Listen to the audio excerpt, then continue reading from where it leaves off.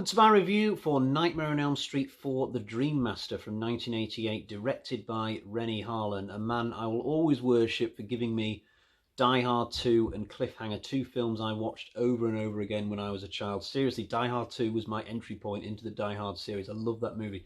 In terms of Nightmare 4, I think the plot for this film was probably thrown together quite quickly. We follow a bunch of kids going about their day-to-day lives on Elm Street, including three leftover characters from Dream Warriors. Freddy comes back, battle is joined again. It's really that simple. All that's left to do for the writers from that point onwards is to iron out the finer details to make it an entertaining movie. Now, I will say that I think they could have swapped the titles from Part 4 of this series with Part 2. I think if you'd have called Part 4 Freddy's Revenge, it would have really carried some weight with it, given that Freddy kills the remaining Dream Warriors in this film. And if you'd have put the title The Dream Master onto the end of Nightmare on Elm Street Part 2, I don't think anybody would have really cared. That was such an odd movie anyway. Having a nondescript subtitle wouldn't have made any difference. It makes more sense than Freddy's Revenge. I mean, Freddy doesn't get any revenge on anybody in that film. He just taunts some kid who had nothing to do with the events of Part 1. Now, I was warned that Part 4 is the point where the series starts to go downhill, but I was also told that number 4 was still an entertaining movie, albeit not as good as number 3. And that just about was my experience of it. I did enjoy this film. It's nice to be with the crowd for a change. So because of that, I'm going to start with the negatives today and eventually finish with a flourish by going through the good points. So I'll start with the obvious one, the recasting of Kristen. I was extremely disappointed to learn that Patricia Arquette would not be coming back for this. I enjoyed her performance so much in the third film. I would have loved to have seen what she would have done with the role the second time around. From what I can understand, they did make her a very good offer. She just didn't want to do it.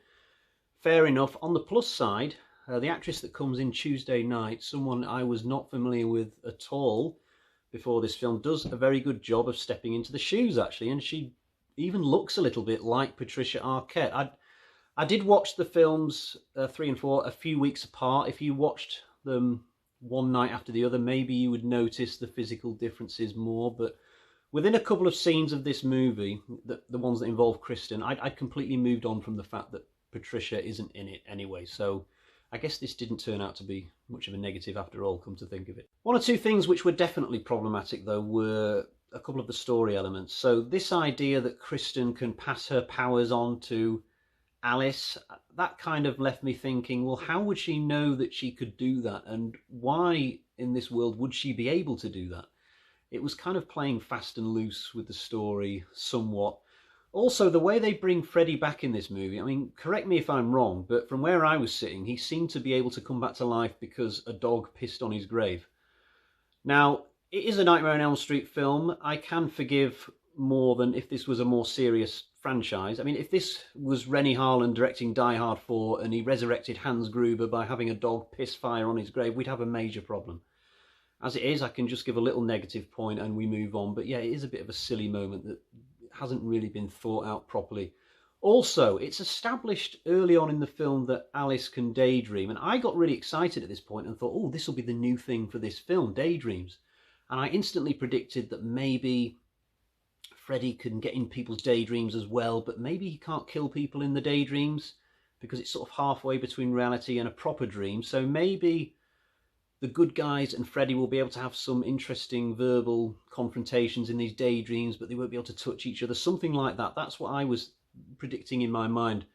As it turns out, though, the daydreams don't really go anywhere. They only really exist to set up Alice's bookwormish character rather than setting up any plot point, which was a little bit disappointing.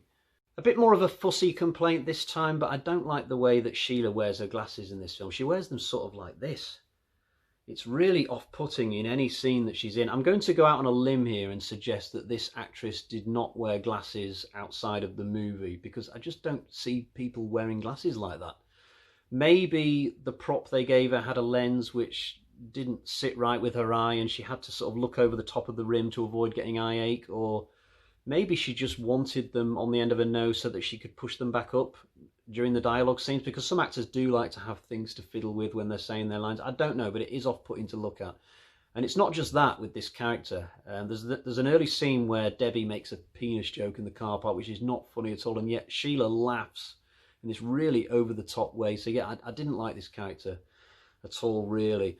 Now, in terms of the Freddy aloofness meter in this film, I didn't really notice the dial going up. The more I get through this series, I keep expecting to see more and more of Looney Tunes Freddy. I was warned about this, but so far, not really. If he's in this film front and centre more than in part 3, then it must be quite fractional, because I didn't really notice it at all. And there are a couple of moments where I actually genuinely did laugh at a few things that he did, like when he puts the sunglasses on during the beach scene, and when he's poking at that pizza.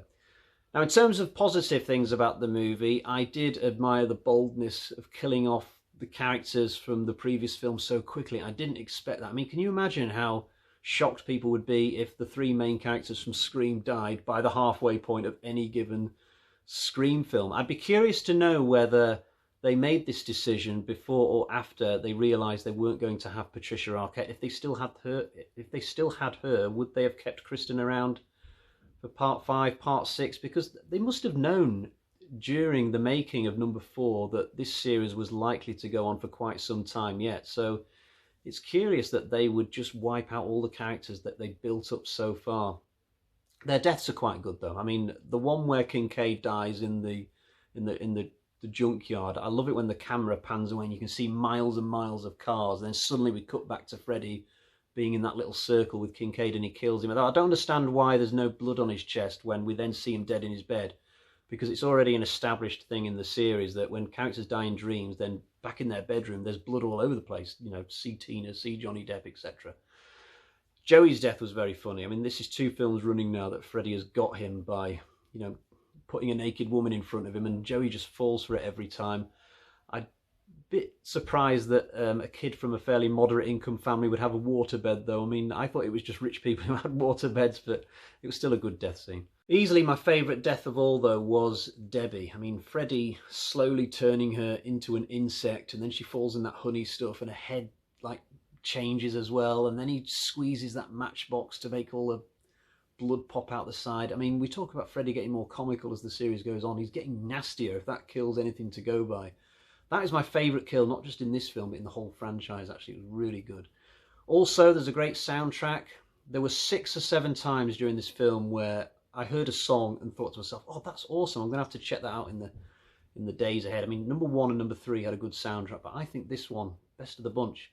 Special effects, again, I mean, it's a bit of an unfair playing field because this film had a budget of 6.5 million, which is way more than anything that came before, but still, I mean, if you compare the way that Freddy dies in this film when his body slowly starts disintegrating, there's all those great practical effects. Compare that to how he dies in the first 2 movies, where he just seems to just evaporate into thin air like a bad special effect from Ghostbusters, and it's no comparison. And I like when he's resurrected at the start. Yeah, it's a bit hokey with the whole dog piss thing, but when you see the bones slowly going back together, those are great effects. I enjoyed watching those. The stuff with the pizza as well. Excellent. And I've saved my best positive for the film for last, the character of Alice. I thought she was a wonderful final girl. My favourite of all the Nightmare on Elm Street final girls so far. I like how you don't even know she's the final girl till halfway through the film. The plot carefully conceals that. It's really clever, and I just thought she was terrific. It was really sweet how she was all daydreamy about the local guys and stuff, and she had an arc of sorts where she got slowly tougher through the film as she needed to be. Brilliantly played, and I hope she's in the 5th film. I haven't actually checked that out yet, but surely she will be, unless she does a Patricia Arquette on us. So if we're going to sum up this movie, I think it's a wildly entertaining Nightmare on Elm Street film. I was thoroughly impressed by it. It's still scary stuff. It's still great to watch.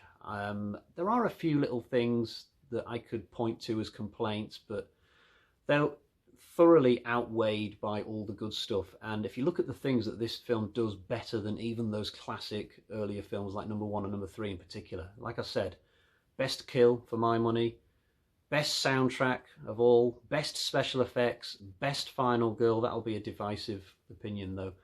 But yeah, loved it. Great film. Right, let's get to the bag of terror and find out what sort of score we have for Nightmare on Elm Street, The Dream Master.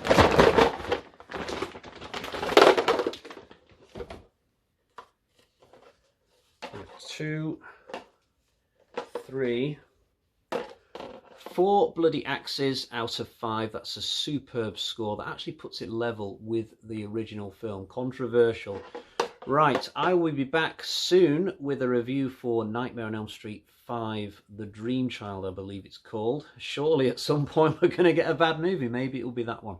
Right, until next time, cheerio, bye-bye.